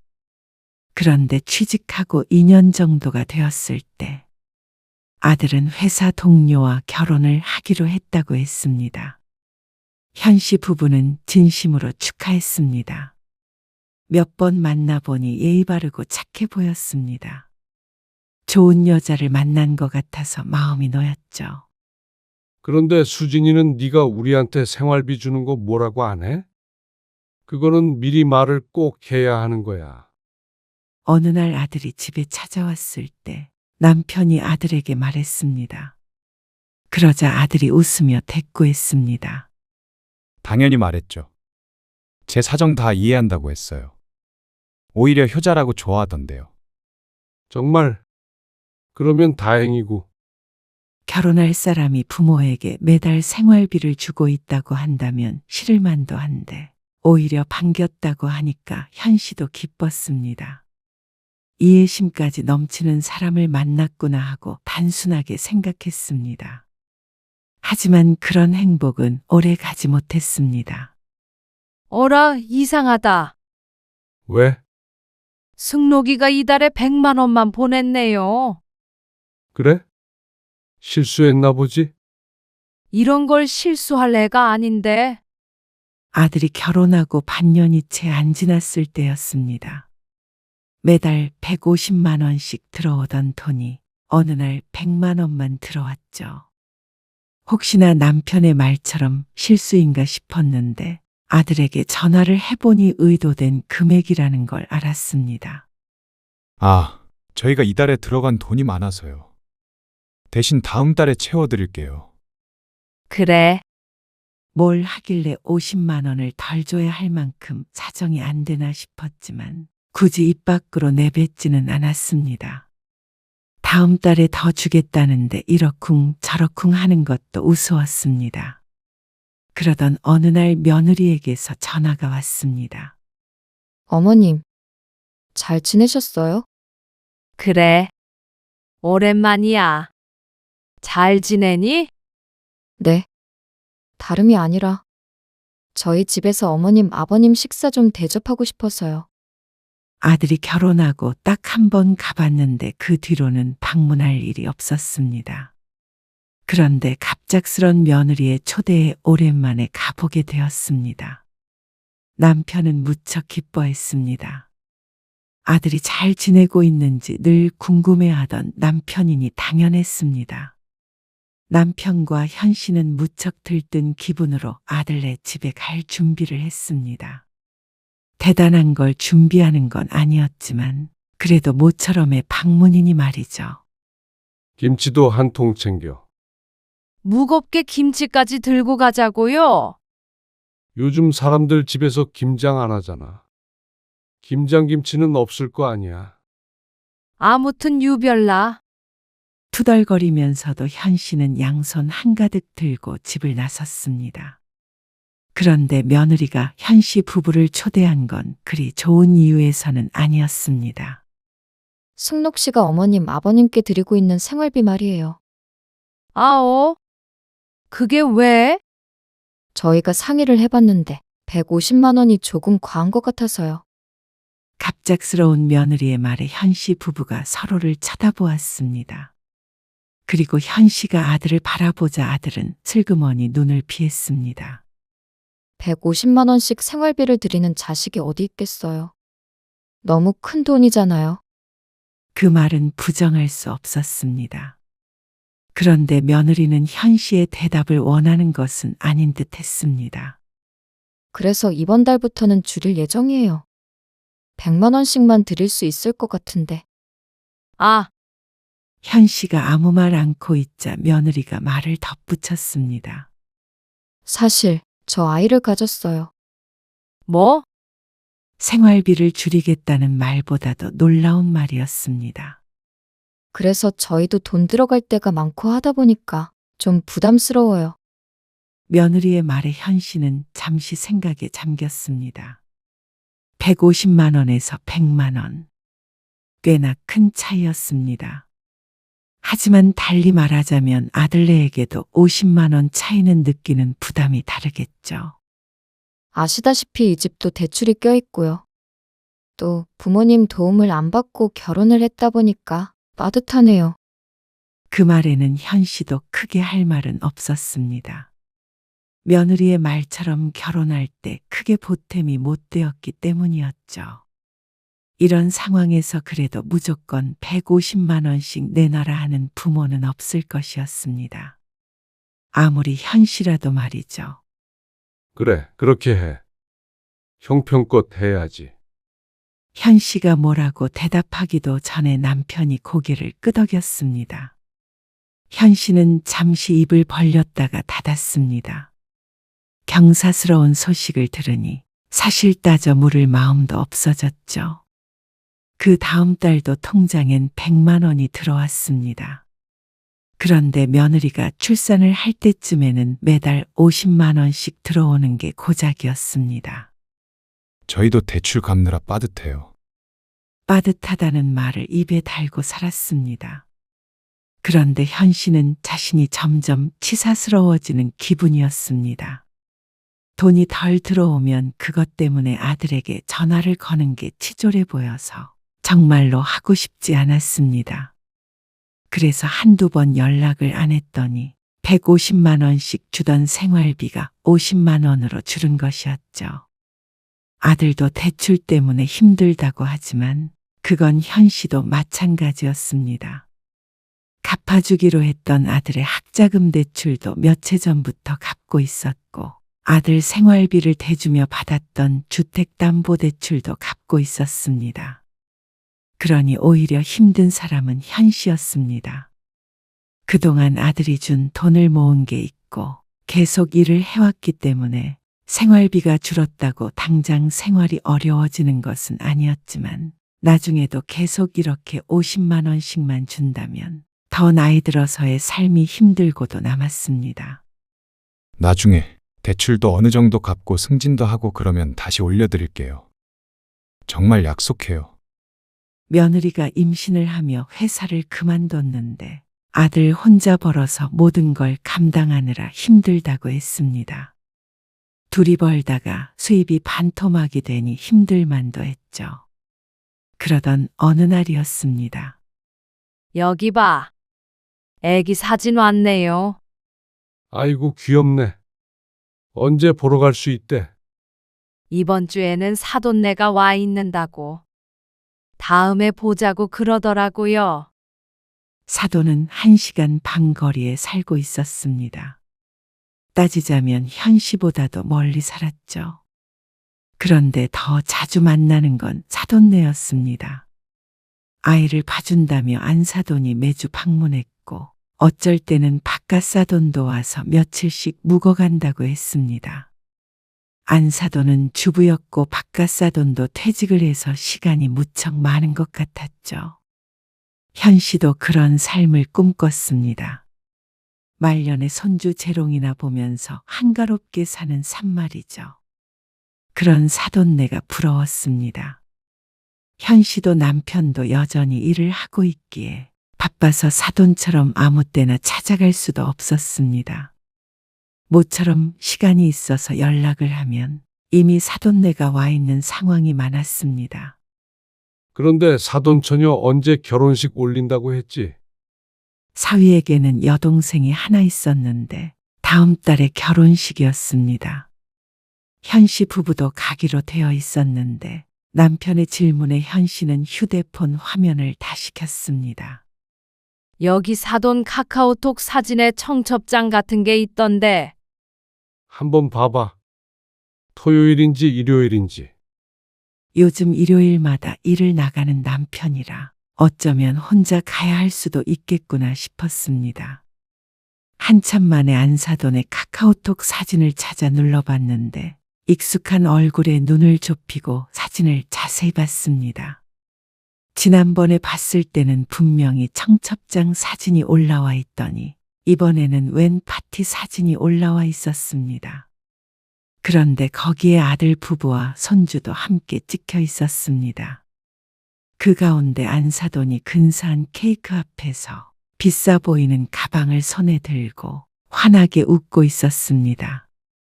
얼마 전에 생일이었나 보다 생각하고 넘기려던 찰나에 위에 적힌 문구가 눈에 띄었습니다. 우리 사위가 사준 샤넬. 장모 위에 500만 원 쓰는 멋쟁이. 500만 원? 현 씨는 경악을 했습니다. 세상에 500만 원이나 하는 가방이 존재한다는 것도 놀라웠지만 그걸 현 씨의 아들이 사줬다는 게 더 충격적이었습니다. 생일 선물에 500만 원짜리 명품 가방이라니 구경도 못 해본 일이었습니다. 그리고 현 씨는 아들에게서 50만 원짜리 가방도 한 번 받아본 적이 없었죠. 2달 전 현 씨의 생일에는 생활비 20만 원이 더 들어와서 총 70만 원을 받았을 뿐이었습니다. 아들에게 전화를 걸려던 현 씨를 남편이 말렸습니다. 전화해서 뭐라고 하게? 왜 사돈은 주고 나는 안 주냐? 이러게? 그래도 서운했습니다. 하지만 남편은 고개를 저었습니다. 뭔가 사정이 있겠지. 애들 어렵다고 했잖아. 어려운 애가 500만 원짜리 가방을 사줘요. 아이고, 냅둬. 알아서 하는 거지. 남편이 극구 말리는 바람에 현 씨는 아들에게 따지지도 못했습니다. 그런데 속은 쓰렸습니다. 그 정도 금액이면 매달 50만 원씩 생활비를 올려서 받을 수도 있을 만한 정도였습니다. 당신도 속물 다 됐네. 비난하는 말투는 아니었지만 현 씨는 남편의 말이 속상했습니다. 멀쩡히 잘 사는 아들의 돈을 뜯으려는 게 아니라 정당한 돈을 받으려는 것 뿐이었습니다. 만약 그 약속이 아니었다면 현 씨는 그 정도로 희생해가며 아들에게 퍼붓지 않았을 것입니다. 아들도 부모 도움받아서 편하게 유학도 다녀오고 공부도 하고 했으면 그 정도 약속은 지켜야 한다고 생각했죠. 그런데 그 일이 있고 한 달 뒤 아들에게서 전화가 왔습니다. 엄마, 저희가 상의를 해봤는데요. 뭘? 생활비 말이에요. 저희도 이제 애가 크면 돈이 많이 들잖아요. 그래서 당분간은 생활비를 못 드릴 것 같아요. 현 씨는 순간 말문이 막혔습니다. 이제는 50만 원도 못 주겠다는 말이었습니다. 하나도 못 준다고. 네. 수진이도 내년까지는 일을 쉬거든요. 그 다음에 새 직장 찾아본다고 해요. 그동안 저 혼자 벌어야 하잖아요. 이해 좀 해주세요. 하지만 현 씨의 속이 뒤틀렸습니다. 생활이 어렵다는 아들이 장모에게는 500만 원짜리 가방을 사주니 말이죠. 약속을 아예 안 지키겠다는 거니? 무슨 약속이요? 취직하면 매달 150만 원씩 주기로 했잖아. 아들은 잠시 조용했습니다. 그러더니 한숨을 쉬며 대답했습니다. 엄마, 벌써 3년 들였잖아요. 그 정도면 충분하지 않아요? 뭐? 솔직히 다른 사람들은 부모님이 집값도 보태주고 하던데 저는 결혼할 때 손 안 벌렸잖아요. 물론 형편이 안 되기도 했지만 도움 없이 결혼하겠다고 한 것은 아들이었습니다. 아들이 취직하기까지 현 씨 부부가 얼마나 고생했는지 알았으니 말이죠. 그리고 돈을 안 보탠 것은 사돈네도 마찬가지였습니다. 그런데 이제 와서 이런 말을 할 줄은 몰랐습니다. 요즘 어느 자식이 부모님한테 매달 150만 원씩 드려요? 그것도 결혼해서요. 이러면 이혼감이에요. 수진이한테 미안해 죽겠어요. 뭐? 결혼 전에 다 얘기된 거라며? 수진이가 착해서 그렇지. 솔직히 장모님한테도 용돈 한 번 못 드렸는데. 너는 내가 아무것도 모르는 줄 알아? 나도 눈 있어. 그게 무슨 말씀이세요? 돈 없다 하더니 사돈한테 생일 선물로 명품 가방 사준 거 모를 줄 알아? 조용한 것을 보니 잘못 본 게 아니었습니다. 전화기 너머로 아들이 당황하는 기색이 느껴졌습니다. 그걸 어떻게? 카카오톡에 올려놨더라. 우리 사위가 사준 가방이라고. 장모 위에서 돈 쓰는 멋쟁이라고 말이야. 그건 용돈을 엄마한테만 드리니까 미안해서요. 그러면 그런 약속은 뭐 하러 했어? 노후 책임지겠다며. 왜 그렇게 부담을 주세요? 부모가 자식한테 당연히 그 정도는 해줄 수 있는 거 아니에요? 당연한 게 어디 있니? 그렇다면 최소한 우리 노후 정도는 준비할 수 있게 했어야지. 어학연수도 다녀오고, 무슨 자격증 딴다고 학원 다니고 방 얻어서 나가고, 생활비도 다 됐잖아. 거의 30이 될 때까지 말이야. 그럼 어떻게 하라고요? 저도 이제 가정이 있잖아요. 어떻게 하냐고. 약속대로 해. 아니, 힘들다고 몇 번 말씀드려요. 가방 사드린 것도 그냥 보너스 나와서 사드린 거예요. 저도 괴로웠다고요. 저 좀 이해해 주실 수 없으세요? 왜 이렇게 매정하세요? 아들한테 꼭 그렇게 큰 돈을 받으셔야 속 시원하시겠어요? 아들은 화를 내며 전화를 끊었습니다. 현 씨는 가슴이 답답했습니다. 정말로 자신이 매정한 부모인가 싶었습니다. 그러면 부모라는 이유로 대출까지 받아서 아들 뒷바라지를 하고 노후 걱정까지 하며 살아야 하는 건가 싶었습니다. 그런데 얼마 후 아들에 관해 충격적인 이야기를 듣게 되었습니다. 아들과 사돈네가 살던 집을 처분해서 큰 집을 마련해 합가를 하겠다는 이야기였습니다. 그것도 아들에게 듣게 된 게 아니라 사돈 처녀의 결혼식에 갔다가 우연히 들은 말이었습니다. 형편 어렵다고 말씀드린 거 맞지? 그렇게 얘기했어. 잘했어. 그래야 서운하지 않으시지. 자식이 어렵다는데. 근데 명품 가방 얘기하시더라고. 헐. 그걸 아셨어? 잘 둘러댔지? 잘 얘기했어. 걱정 마. 자기 승진한 것도 비밀로 해. 또 달라고 하실 수도 있잖아. 자기는 거짓말 잘 못하니까. 근데 나중에는 조금이라도 드려야 할 것 같은데. 그거는 한 80 넘으시면 생각해보자. 그때까지는 일하지 않으시겠어? 100세 시대잖아. 기가 막힌 말이었습니다. 그러는 사돈 부부는 60대에 둘 다 일을 안 하고 사는데 말이죠. 기껏 아들을 키워놨더니 엄한 사람만 덕을 보는 것 같았습니다. 어떻게 한마디 상의도 없이 사돈네와 합가를 하게 된 것인지 몰랐습니다. 그러면서 자신의 부모 생활비는 끊어버리는 자식이라니. 참 아들 키워봐야 소용이 없다는 말이 진실이었습니다. 이런 아들인 줄 알았더라면 진작에 지원을 끊었을 것이었습니다. 현 씨도 나중을 위한 투자라고 생각했었는데 잘못된 투자였습니다. 현 씨는 결혼식에서 돌아오고 얼마 안 돼서 아들의 각서를 찾았습니다. 자신의 손으로 쓰고 지장도 찍었으니 그 약속은 꼭 지켜야 할 것이었습니다. 현 씨는 법무사 사무소로 달려갔습니다. 그동안 아들에게 돈을 보냈던 내역과 대출 내역 등을 뽑아서 각서와 함께 말이죠. 이렇게까지 해야 하나? 받든 못 받든 손 놓고 있을 수는 없잖아요. 현 씨는 마음을 굳혔습니다. 며칠 후 아들에게 내용 증명서가 발송되었습니다. 그리고 곧바로 아들에게서 전화가 왔습니다.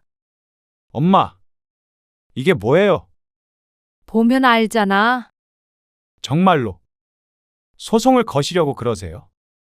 아니, 어떻게 부모 자식 간에. 너도 꼭 약속 지키겠다고 각서 썼잖아. 정말 너무하신 거 아니에요? 내가 너무하니? 평생 뒷바라지하고 빚까지 진 부모가 너무해? 아들이 한참 조용하더니 말했습니다. 알겠어요. 그럼 매달 50만 원씩은 다시 드릴게요. 안 돼. 각서대로 150만 원이야. 아니면 전부 한꺼번에 갚던지. 아들의 무거운 한숨 소리가 들렸습니다. 이러면 아이 연끈차는 소리로밖에 안 들려요. 제 말이 틀려요? 정당한 돈을 받겠다는데 그렇게 들렸다면 그건 네가 원한 거 아니겠니? 150만 원씩 드릴 자신은 없어요. 대신 이번에 집 팔면 일부 드릴게요. 됐죠? 현 씨는 대답하지 않았습니다. 그걸로 계산 끝내요. 그리고 이러고 나서도 손주 얼굴 보실 생각하시는 건 아니죠? 언제는 손주 얼굴 제대로 보여주기라도 했냐? 지금이랑 다를 거 전혀 없겠다. 앞으로는 안 찾아와도 원망 안 하마. 그렇게 전화를 끊었습니다. 그리고 얼마 뒤에 아들에게서 5천만 원이 송금되었습니다. 큰 돈이기는 했지만 약속했던 금액과 비교하자면 여태 아들에게 드린 돈에 비하자면 터무니없이 적은 돈이었죠. 대출금만 겨우 갚을 정도였습니다. 그래서 다시 청구서를 보냈습니다. 5천만 원을 더 달라는 것에 아들은 답변이 없다가 또 며칠 뒤에 5천만 원을 보내왔습니다. 정말로 이번에 이걸로 끝내자는 듯한 느낌이었습니다. 승진도 했다고 하니 돈이 없을 리는 없었습니다. 현 씨가 순진했던 것이었습니다. 좋은 직장에 다니는데 자꾸만 빠듯한 게 말이 안 됐죠. 그래서 현 씨는 아들이 받았던 학자금 대출을 갚아주지 않기로 했습니다. 그 정도면 어느 정도 됐겠다 싶었습니다. 더는 머리 복잡하게 살고 싶지 않았습니다. 집 있고 빚 없고 목돈도 조금 있었습니다. 그리고 둘 다 지금까지 일을 하고 있으니 앞으로 열심히 살자 싶었습니다. 이제 밑 빠진 독에 밑을 떼었으니 독을 채우는 일만 남았습니다. 현 씨는 자신의 선택을 후회하지 않았습니다. 부모라고 마냥 자식만을 위해서 살 수는 없는 법이었습니다. 자식만을 위해 희생하다가 결국에 나이 들어 자식에게 기대는 신세가 되면 그것이 더 비참했습니다. 자식을 위해서라도 이게 맞았습니다. 현 씨 부부는 이제 자식에게 기대지 않는 오롯이 자신들만의 삶을 살아가기로 했죠.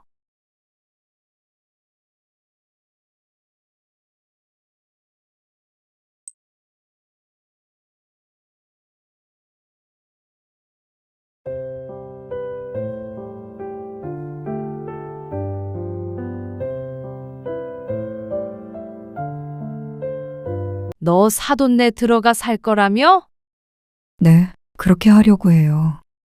차라리 우리 집에 들어와라. 시집살이 걱정하는 거라면 그런 걱정은 붙들어 매. 내가 뭐 그런 거 시킨 적 있어? 솔직히 어머님이랑 함께 사는 건 부담스러워요. 뭐라고? 제가 어머님 마음에 안 차는 거 알아요. 뭐? 난 너 딸처럼 생각해.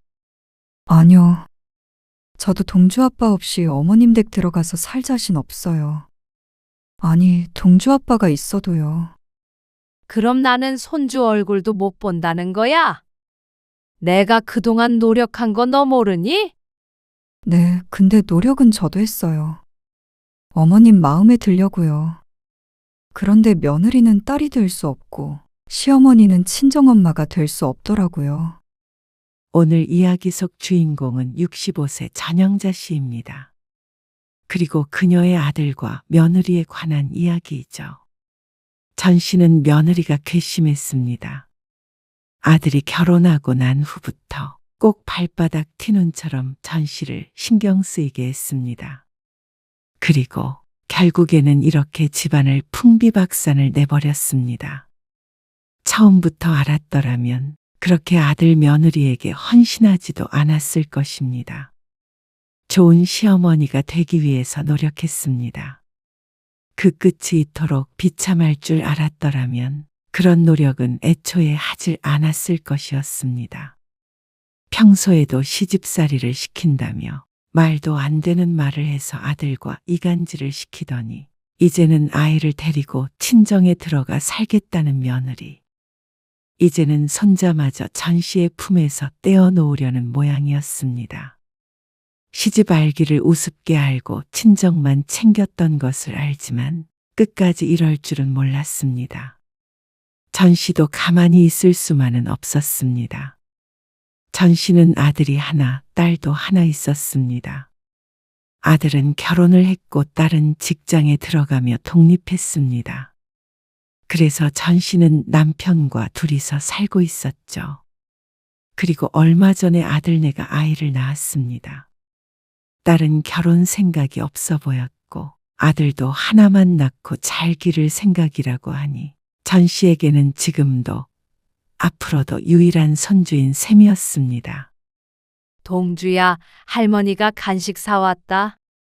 전 씨는 손자의 이름을 부르며 아들네 집으로 들어섰습니다. 장바구니를 손에 들고 말이죠. 뭘 이렇게 사오셨어요? 동주 먹을 거? 동주 먹을 거 집에 다 있는데. 그래도 할머니가 사주고 싶어서 그렇지. 어쩐지 탐탁지 않아 보이는 며느리의 표정. 하지만 이내 눈앞에 보이는 손주의 모습에 전 씨는 환하게 웃으며 손주에게 다가갔습니다.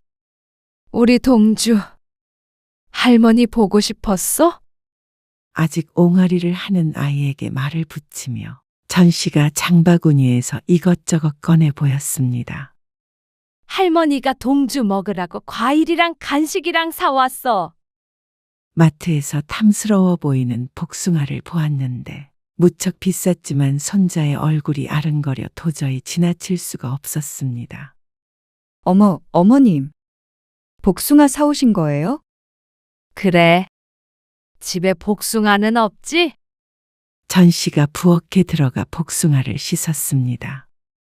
그런데 옆에 서 있던 며느리가 딴지를 걸었습니다. 어머님. 동주는 아직 복숭아 못 먹어요. 어? 한 번도 안 먹어봤어? 부드러운 걸로 사서 동주도 먹을 수 있을 거야. 전 씨가 쟁반과 칼을 챙겨 다시 거실로 가는데 그 뒤를 며느리가 졸졸 쫓아왔습니다. 딱딱해서 그런 게 아니고요. 이런 털이 있는 과일은 아직 일러요. 과일에 이른 게 어디 있니? 오히려 어릴 때 이것저것 먹어봐야 돼. 그래야 나중에 음식 안 가리지. 아니에요. 그래도 먹으면 안 되는 게 있어요. 아이고, 내가 이렇게 껍질 싹 가주면 돼. 전 씨가 거실 바닥에 앉아서 물렁하게 잘 익은 복숭아 껍질을 얇게 벗겼습니다. 탐스러운 속살이 드러났고 손자가 관심을 보였습니다. 작게 잘라서 손자의 손에 쥐어주려고 하자 며느리가 전 씨가 쥐고 있던 복숭아를 뺏어갔습니다. 손길이 다소 거칠어서 전 씨는 깜짝 놀랐습니다. 어머머? 어머님. 정말 먹이면 안 돼요. 너무 정색하는 통에 당황스러웠습니다. 민망하기도 하고 말이죠. 그다지 살가운 성격이 아닌 것은 알고 있었지만 이런 반응은 기분을 상하게 했습니다. 알았어, 얘. 안 먹이면 되잖아. 너나 먹어 그러면. 전 씨가 쟁반을 며느리 쪽으로 밀면서 말했습니다. 복숭아 한 조각이 쟁반 바깥으로 굴러나왔습니다. 그러자 며느리가 한숨을 쉬며 쟁반을 치웠습니다. 전 씨는 집에 돌아가고 싶었지만 온 지 10분밖에 안 되어 돌아가면 서로 더 기분이 상할 것 같았습니다. 그래서 애써 마음을 다잡았습니다. 그런데 며느리가 웬 약을 꺼내서 애한테 먹이는 걸 보고 전 씨가 물었습니다. 그게 무슨 약이야? 아, 지난주에 동주 병원 다녀왔거든요. 그런데 아토피가 있어서요. 약 먹고 있어요. 아토피? 피부병? 네? 어머, 이리 봐봐. 전 씨가 아이를 훑어보자 피부가 조금 이상하긴 했습니다. 아이고, 애를 어떻게 했길래 피부가 이렇게 돼? 그러자 말문이 막힌 듯 빤히 쳐다보는 눈길에 전 씨가 변명했습니다. 네 잘못이라는 게 아니라 속상해서 그렇지, 하도 속상해서. 애 피부가 이게 뭐야? 전 씨의 중얼거림에 며느리가 한숨을 크게 쉬었습니다. 제가 알아서 치료 잘 할게요. 그러니까 꼭 참견하지 말라는 듯한 느낌이었습니다. 선을 긋는 며느리의 말에 전 씨도 말을 멈췄습니다. 가슴이 답답했습니다. 전 씨가 장바구니에서 며느리 주려고 사온 소고기를 꺼내어 식탁 위에 툭 올려놓았습니다. 돼지고기는 잘 안 먹고 소고기를 좋아하는 며느리 때문에 겸사겸사 사온 것이었습니다. 아이도 늘 소고기를 먹는다고 하니 말이죠. 이거 너 먹어라. 그러고는 짐을 챙겼습니다. 나는 이만 가보마. 벌써 가시게요? 그래. 동주 아빠도 늦게 온다니까. 나는 이만 가볼게. 식사는 하고 가시죠. 됐다. 집에서 먹지. 그러고서 집을 나섰는데 전 씨의 표정이 굳어졌습니다. 아무리 아들이 없다고 해도 시어머니를 꼭 그렇게 대해야 하는가 싶었습니다. 이런 일이 한두 번이 아니었습니다. 그때마다 어른 입장에서 참아야지 했던 게 수년이었습니다. 그런데 며느리의 저런 태도는 좀처럼 익숙해지지 않았습니다. 전 씨가 집으로 돌아온 뒤에 며느리에게 메시지가 왔습니다. 소고기를 잘 먹겠다는 말이었습니다. 그의 조금 마음이 풀렸는데 다음날 아들과 통화하면서 그 심사가 또 뒤틀렸습니다. 엄마, 동주 피부 동주 엄마가 그런 게 아니고요. 그냥 그런 애들이 있대요. 그래서 먹는 거 조심하고 있어요. 뭐? 동주 엄마한테 애 그렇게 만들었다는 식으로 얘기하셨다면서요. 내가 언제? 안 그래도 자책하고 많이 힘들어 했는데 그러지 마세요. 그리고 소고기는 아토피 때문에 요즘 잘 안 먹이고 있으니까 다음에는 소고기 안 사오셔도 돼요. 그거는 동주 말고 동주 엄마 먹으라고 사온 거야. 동주 엄마 소고기 안 먹잖아요. 뭐? 돼지고기 안 먹는 거 아니었어? 아니에요. 반대예요. 그 말에 말문이 막혔습니다. 분명히 고깃집에 가면 삼겹살이나 갈비는 잘 먹지 않은 걸로 기억하는데 말이죠. 그런데 이렇게까지 전화를 해서 말해야 할 일인가 싶었습니다. 정 안 먹으면 아들이 먹어도 되는 거고 말이죠. 아무래도 자기 처에게 한마디 했다고 따지러 전화를 한 모양이었습니다. 기가 막혀서 말이 안 나왔습니다. 너는 지금 엄마 혼내려고 전화한 거니? 혼내다니요. 그런 거 아니에요. 그냥 알고 계시라고 전화드렸어요. 나는 그런 식으로 얘기한 적 없어. 동주 엄마가 그래? 아니에요. 어쨌건 동주 먹는 거든 피부병이든 저희가 알아서 할게요. 그렇게 전화는 끊어졌습니다. 전 씨는 한동안 말을 잃은 채로 멍하니 서 있었습니다. 손주 며느리 맛있는 거 먹이고 싶어서 굳이 장을 봐서 들렸던 것인데 이런 말을 듣게 될 줄은 몰랐습니다. 그리고 며느리에게도 화가 났습니다. 그러면 그 자리에서 말을 했으면 소고기는 가지고 왔을 텐데 잘 먹겠다더니 뒤통수를 한 대 맞은 기분이었습니다. 가만 보면 꼭 이랬습니다. 며느리와 무슨 일만 있으면 꼭 아들에게 다음날 전화가 왔습니다. 아무 일도 아닐 때도 말이죠. 오늘도 걱정되는 마음에 한두 마디를 한 것 가지고 날카롭게 군 것은 며느리였습니다. 오히려 피해자는 전 씨였죠. 며느리에게서 쫓겨나다시피 그 집을 나왔다는 건 말을 안 한 모양이었습니다. 둘 사이가 워낙 좋으니까 그런가 보지. 그러려니 해요. 이렇게 아들과 엄마 사이를 이간질 하잖아. 내가 그냥 나한테만 뭐라고 하는 건 다 참아. 근데 꼭 일러 바쳐서 아들이랑 사이가 틀어지게 해. 아이고, 딸에게 전화해서 하소연을 했더니 딸이 한숨을 쉬었습니다. 그래도 나는 오빠 같은 남편 만나고 싶네. 나를 위해서 싸워주고 뭐? 말이 그렇다는 거죠. 넌 시집이나 가고 그런 말 해. 그래도 딸에게 한바탕 하소연을 하니 기분이 좀 풀렸습니다. 전화를 끊고 심호흡을 했습니다. 역시나 수십 년을 더 산 자신이 어린 며느리를 이해하자 싶었습니다. 그게 며느리의 진심은 아니었겠거니, 전달이 잘못된 것이었겠거니 생각하자고 다짐했습니다. 왜냐하면 며느리가 자신에게 그럴 이유가 없기 때문이었습니다. 전 씨는 정말 다른 시어머니들과는 많이 달랐습니다. 아니, 다르고자 노력했습니다. 며느리에게 고압적인 시어머니보다는 딸처럼 챙겨주고 싶었죠. 그리고 그게 전 씨의 꿈이었습니다. 그러던 어느 날이었습니다. 주말에 오신다고요? 그래. 동주도 볼 겸. 아, 어쩌죠? 저 주말에 출장 가는데.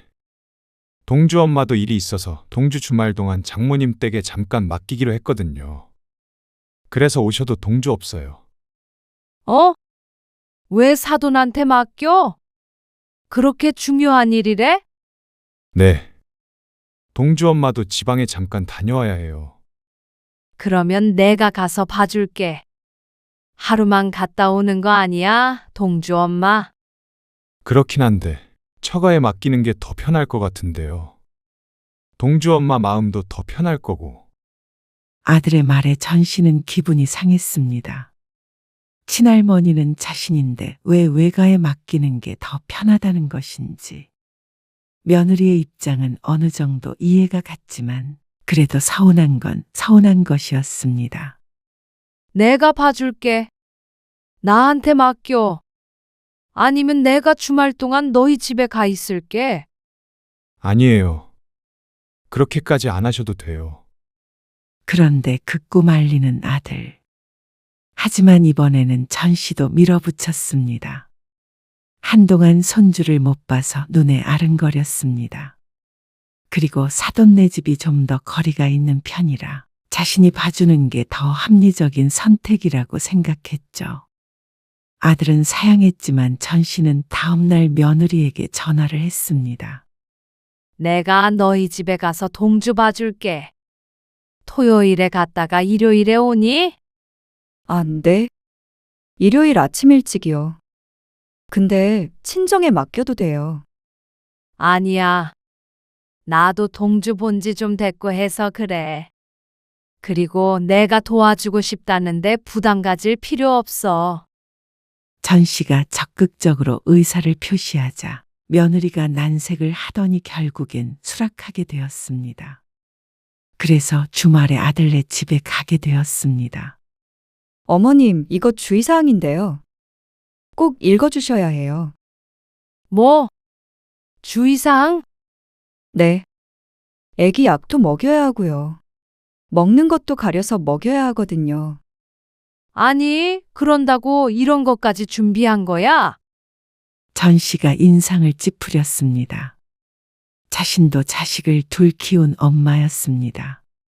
어련히 알아서 할 텐데 시모에게 아이를 맡기는 게 불안해서 별걸 다 준비했다 싶었습니다. 일부러 일어나 하는 생각이 들었죠. 내가 애를 못 볼까봐 그러니? 아니, 그런 게 아니고요. 이거는 저희 엄마한테 맡기려고 미리 준비해둔 거예요. 그 말이 진실이길 바랐습니다. 전 씨는 애써 하고 싶은 말들을 삼켰습니다. 여기서 며느리한테 잔소리를 해봐야 무슨 소용인가 싶었습니다. 오늘도 전 씨는 참았습니다.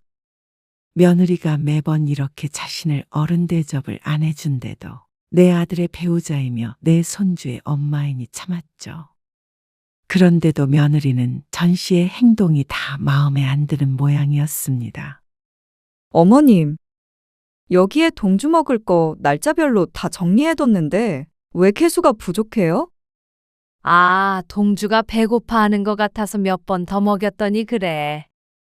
동주 소화기관 약해서 그렇게 많이 먹이시면 안 돼요. 충분히 먹을 만큼 먹고 있어요. 그러면 애가 먹고 싶다는데 그걸 안 줘.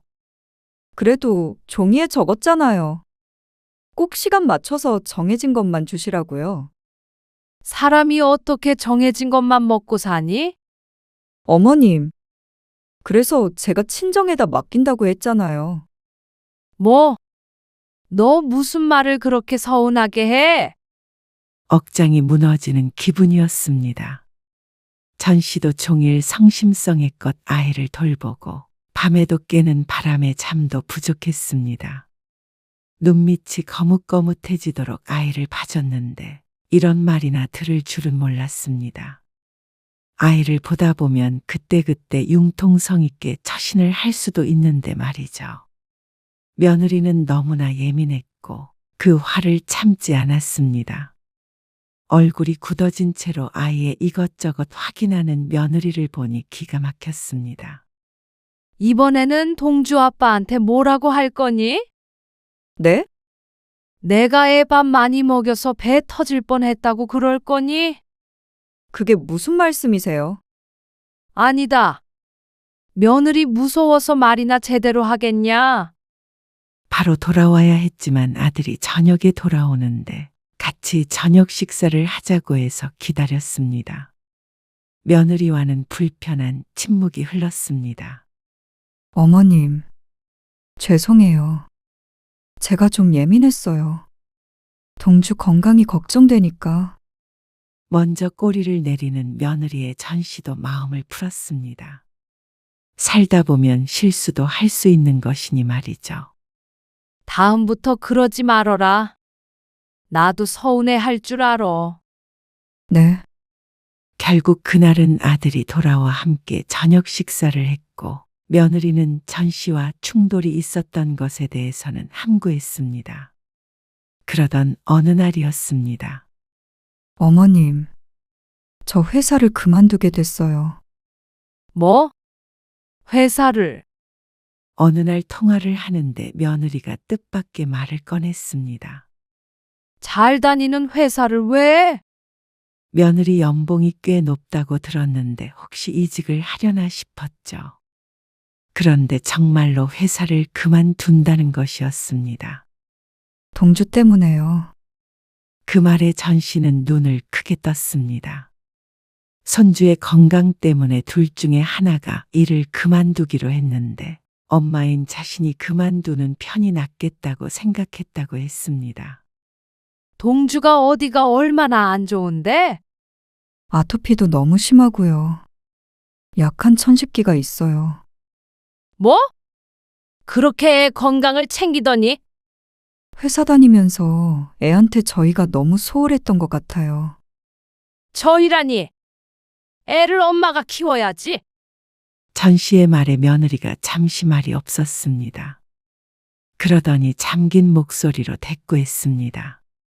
네, 엄마가 키워야 되니까 제가 그만두려고 하는 거예요. 그러면 돈은 누가 벌어? 네? 돈이요? 그래. 요즘에 혼자 벌어서 어떻게 산다고 그래? 어머님, 그래서 저희도 맞벌이 여태 하다가 고민 많이 한 거예요. 울먹이는 며느리의 목소리에 전 씨가 깊은 한숨을 쉬었습니다. 할 말은 많았지만 저들도 얼마나 골머리 썩었을까 싶었습니다. 그래, 아무튼간. 일단은 알겠어. 아이고, 동주 아빠가 고생이 많겠다. 네, 그렇게 전화를 끊고 전 씨도 많이 심란했습니다. 손주도 걱정되고 아들도 걱정됐습니다. 물론 며느리도 힘들까봐 신경도 쓰였죠. 그런데 그날 밤 또다시 아들에게 전화가 왔습니다. 어머니, 저희 동주 때문에 직장 그만두는 거 말이에요. 제가 동주 잘 챙길 자신 없어서 동주 엄마 그만두게 한 거예요. 제가 미안해야 할 상황이라고요. 그게 무슨 소리야? 그리고 네가 왜 미안해해야 하는데? 동주 엄마는 이제 돈도 안 벌고 집에서 편히 쉬는데 말이야. 편히 쉬다뇨. 지금 동주 엄마가 쉬려고 회사 그만두는 줄 아세요? 말이 그렇다는 거지. 너는 뭐가 또 베베 꼬여가지고 전화해서 뭐라고 하는 거야? 내가 동주 엄마한테 뭘 어쨌다고? 몰라서 물으세요?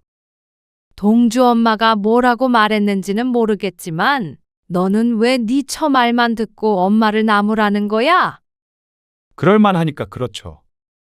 참, 내 배 아파 낳은 자식인데 아주 넌 부모는 안중에도 없구나?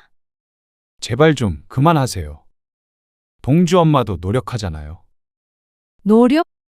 너 동주 엄마가 둘만 있을 때는 눈에 쌍심지 켜는 것도 모르는구나. 아니, 됐다. 내가 너한테 무슨 말을 해? 더 말해봤자 며느리 욕하는 것밖에 더 돼? 겉봐라. 나는 이렇게 며느리 허물도 덮어주는데 동주 엄마는 늘 뭐라고 일러 바치는 건지 모르겠다. 그러자 무거운 한숨 소리만 들렸습니다. 동주 아픈 건 걱정 안 되세요? 질문이 기가 막혔습니다. 걱정되지 왜 안 돼? 너 엄마를 어떻게 생각하는 거야? 걱정이 되니까 머릿속이 복잡했는데 아들은 전씨를 나쁜 시어머니 취급하느라 바빴습니다. 나도 너희한테 서운한 거 없는 줄 아니? 그런데 어떻게 사람이 나쁜 말만 하고 살아? 그래서 참는 건 너희가 알기나 해. 전씨도 서러웠습니다. 며느리한테 무시당하고 아들한테 괄시당하니 참 어디다가 하소연할 데도 없었죠. 그래서 걔가 뭐라 그랬는 줄 알아? 앞으로는 동주 엄마한테 따로 연락하지 말라더라. 아, 그래? 물론 딸을 제외하고 말이죠. 제대로 듣고 있는 거야? 듣고 있어요. 근데 엄마, 이번엔 엄마가 좀 너무하긴 한 것 같아. 뭐라고?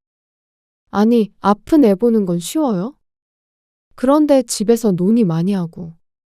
아들 힘들겠다고 하고 그러면 누가 좋아해? 그런 뜻으로 한 게 아니잖아. 다 걱정돼서 한 소린데 왜 그렇게 고깝게 듣는 거야? 듣는 사람 심성이 꼬이니까 그렇게 들리는 거 아니냐고. 아이고, 나도 모르겠어요. 근데 새언니한테 좀 잘해줘요. 그러다가 나중에 손자도 안 보여주겠다고 하면 어떡해? 뭐? 그게 말이 되니? 하지만 그게 말이 되는 일이 생기고 말았습니다. 한 달쯤 아들네와 대면대면하게 살았습니다. 며느리에게 전화를 하면 곧장 아들에게 전화가 왔습니다. 그러니 더럽고 치사해서 며느리에게 전화를 안 걸게 되었습니다. 그리고 손자도 원래는 일주일에 2~3번 봤다면 이제는 보름에 1~2번 보는 게 고작이었죠. 전씨의 불만이 쌓여갈 때쯤이었습니다. 아들에게서 전화가 왔습니다. 그리고 아들이 전하는 소식에 전씨는 억장이 무너지는 것 같았습니다. 제가 1년 동안 지방에서 근무를 해야 할 것 같아요. 지방 어디? 울산이요. 뭐? 울산? 울산이면 늘 왔다 갔다 할 수 있는 거리가 아니었습니다. 주말에 한 번씩 온다고 하더라도 너무 먼 거리였죠. 동주는 어떻게 하고 설마 다 같이 간다는 건 아니지? 하나밖에 없는 손주가 그렇게 멀리 간다면 어떡하나 싶었습니다. 하지만 불행인지 다행인지 아들 혼자 간다고 했습니다. 근데 마침 저희 집도 다음 달이면 전세 만기예요. 그래서 이참에 동주랑 동주 엄마는 1년 동안 처가에 가 있으라고 했어요. 뭐? 사돈 내에? 네. 동주 병원 때문에 둘은 그냥 여기에 있는 게 좋을 것 같아서요. 제가 가끔씩 왔다 갔다 하기로 했어요. 아니 그러면 차라리 전세 연장하고 둘이만 살면 되잖아. 저도 마음이 안 놓이고요. 동주 엄마도 장모님 도움받으면 좋잖아요. 외로울 거고. 그렇다고 친정에 들어가는 법이 어디 있어? 왜 안 돼요? 뭐?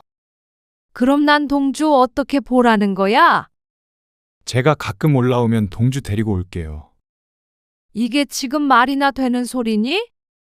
전 씨의 목소리가 떨렸습니다. 동주랑 동주 엄마 걱정돼서 그러는 거라면 차라리 우리 집에 들어와서 살라고 그래. 네? 어머니 아버지 집에요? 그래. 우리도 방 2개나 남어. 그러니까 충분히 들어와서 살만 하잖냐? 불편하죠. 너흰 도대체 뭐가 그렇게 불편하다는 거야? 내가 언제 너희들 불편하게 한 적이 있어? 저도 없이 동주 엄마가 어떻게 시집에 들어가서 살아요? 친정이랑 같아요? 다를 게 뭐야?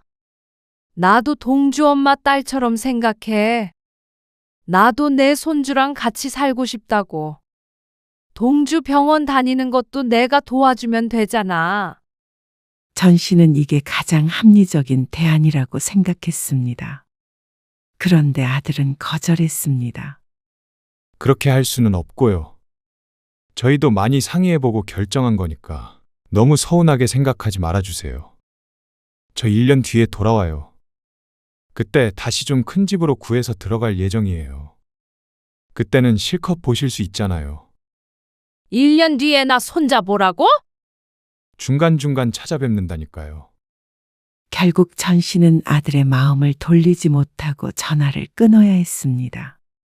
전 씨는 한동안 휴대폰을 쥐고 멍하니 서 있었죠. 도대체 내가 뭘 잘못했다고? 아무래도 며느리를 잘못 들였나 보다. 아들도 뺏어가려고 그러더니 손자까지 뺏어갈 작정인 듯 했습니다. 전 씨는 곧바로 며느리에게 전화를 걸었습니다.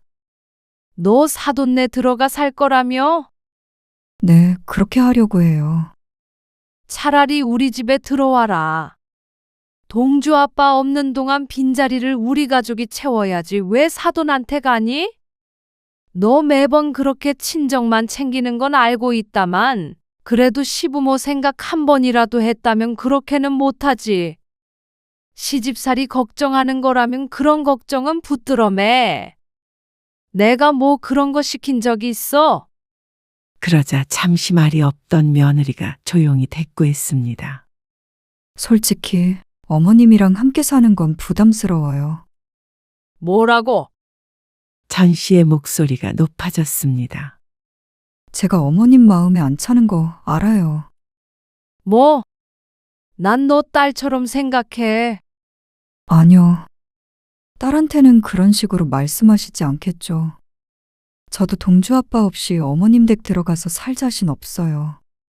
아니, 동주 아빠가 있어도요. 여전히 한마디를 지지 않는 며느리였습니다.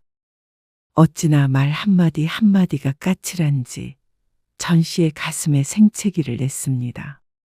내가 그동안 노력한 거 너 모르니? 네가 시모인 나한테 건방지게 말해도 동주 아빠한테 입도 뻥끗 안 했어. 너희 둘 사이 틀어질까 봐.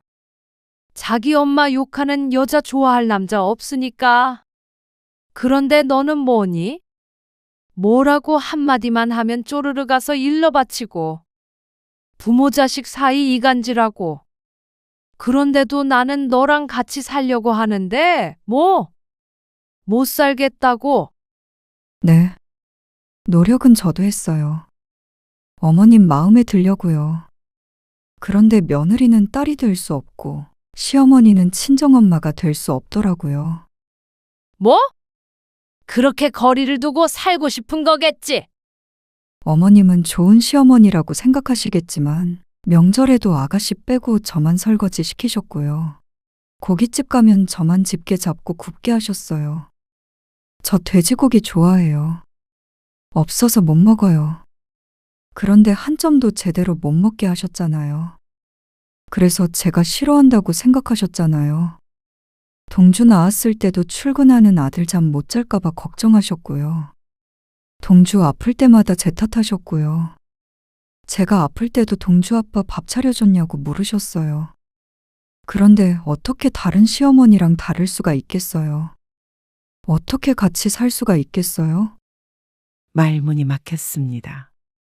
이렇게 나열해 보니 자신이 무척 나쁜 시모 같지만 결코 그런 의도가 아니었습니다. 상황이 그랬던 것이었을 뿐이고 전 씨의 마음은 그게 아니었죠. 너야말로 내가 한마디 하면 열마디 하지. 그리고 꼭 말을 기분 나쁘게 하잖아. 어머님 이게 아니에요? 어머님 그러지 마세요. 어머님 제가 알아서 할게요. 그게 시어머니한테 하는 말버릇이니? 그러니까 저희가 같이 살 수 없잖아요. 그런데 전화기 너머로 아들의 목소리가 들렸습니다. 아들이 전화를 바꿔봤더니 전 씨 탓을 했습니다. 어머니, 동주 엄마한테 전화하지 말라고 말씀드렸잖아요. 그리고 처갓집에 보낸다고도 분명히 말씀드렸고요. 어떻게 이러니? 내가 그래도 동주도 봐주고 동주 엄마도 많이 챙겼어. 먹을 거 있으면 나눠 먹고 말이야. 그런 게 중요한 게 아니라 잘못된 행동을 안 하시는 게 더 중요하죠. 전 씨는 거의 뒷목을 잡았습니다. 아들이 전 씨를 원망했습니다. 이제 그만하세요. 저희는 저희가 알아서 살게요. 내가 어떻게 너를 키웠는데? 또 그러시면 저도 연락 안 드릴 거예요. 연이라도 끊겠다는 말이야. 자꾸 그러시면요. 이거 봐라. 너랑 나 사이를 이간질하는 거야, 동주 엄마가. 어머니, 이제 연락하지 마세요. 동주는 나한테 유일한 손자야. 이만 끊을게요. 편히 지내세요. 끊어진 전화. 전 씨는 무척 당황스러웠습니다. 다시 아들 며느리에게 전화를 걸어봤지만 받지 않았습니다. 몇 번을 시도해도 마찬가지였습니다. 그리고 며칠이 지나도 아들에게서 연락이 오지 않았습니다. 전 씨는 딸에게 전화를 걸었습니다. 오빠한테 연락해봐. 엄마 전화 받으라고. 그러자 딸이 자초지종을 안다는 듯이 말했습니다. 그냥 좀 냅둬요, 엄마. 엄마 전화 안 받겠대요. 언니랑 동주는 사돈어른 댁으로 들어갔대. 뭐? 끝내 아들은 전화를 받지 않았습니다. 정말로 이대로 손주를 못 보나 싶었습니다. 그래서 시일이 꽤 지나서 아들네 집에 찾아가 봤더니 이미 짐을 뺀 후였습니다. 아들도 지방으로 벌써 내려갔나 싶었습니다. 그렇게 몇 달이 지났습니다. 아들에게서 메시지가 왔습니다. 잘 지내고 있으니까 전화하지 마시고 아버지랑 잘 지내세요. 그리고 다시 전화를 걸었는데 소용없었습니다. 전 씨는 아들 며느리가 괘씸했습니다. 연을 끊어도 자신이 끊자고 해야 할 판인데 먼저 이렇게 연기처럼 사라져버리니 어이가 없었습니다. 하지만 시간이 지나면 지날수록 후회스러웠습니다. 내가 뭘 그렇게 잘못했길래. 딸이 가끔 위로해줬지만 별 소용이 없었습니다. 전 씨는 며느리에게 잘해주려고 노력했는데 결국 아들도 며느리도 손주도 다 잃어버리고 말았습니다. 남은 건 후회와 그리움뿐이었습니다. 이제는 다시 손주의 웃음소리를 들을 수 없을지도 모른다는 생각에 가슴이 미어졌습니다. 하지만 후회는 아무리 빨라도 늦었죠.